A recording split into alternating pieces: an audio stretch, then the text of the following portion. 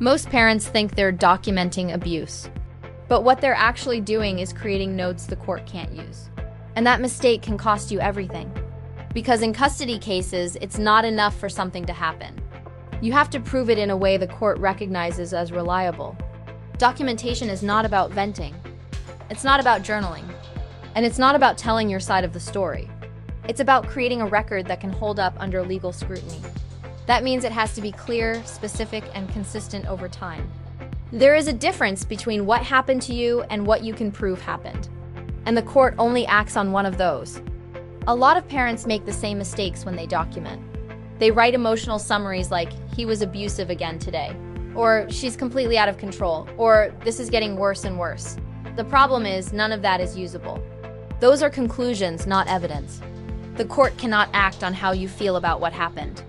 It needs to see what actually happened. Another common mistake is recording opinions instead of behavior.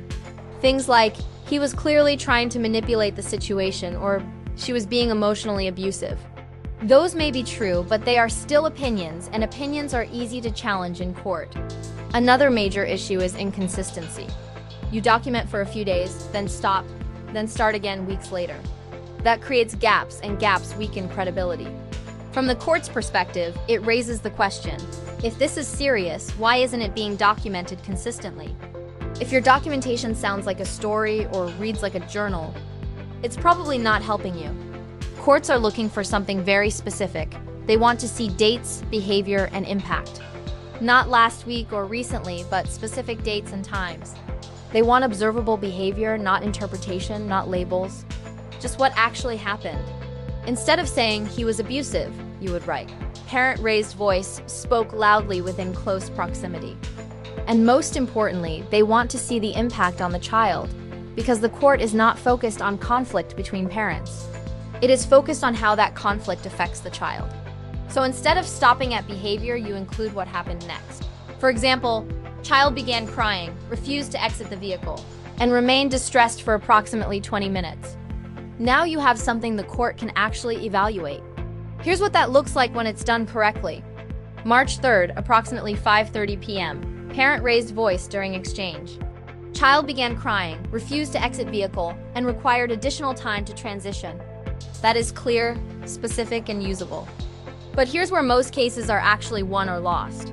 Not in one incident, but in patterns. One event can be explained away. Two events can be minimized. But a consistent pattern over time becomes very difficult to ignore. You are building a record that shows repetition, consistency, and sometimes escalation. The same behavior happening across multiple dates. The same impact on the child. The same breakdown in structure over time. Instead of one note, you have multiple entries that all show the same pattern. Now you are not presenting a story. You are presenting a pattern, and that is what courts act on.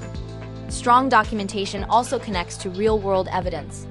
Your log should align with things like text messages, emails, school reports, therapist notes, or medical records. If your log says the child was distressed after an exchange, and there is a message that same day showing the child was still upset and having difficulty calming down, you have created consistency across sources. That increases credibility. Because the court is not looking for one version of events. It is looking for alignment. Good documentation is not emotional. It is not reactive. And it is not about telling your story better. It is about creating a clear, consistent, structured record that the court can rely on. At the end of the day, the court does not act on what you say happened.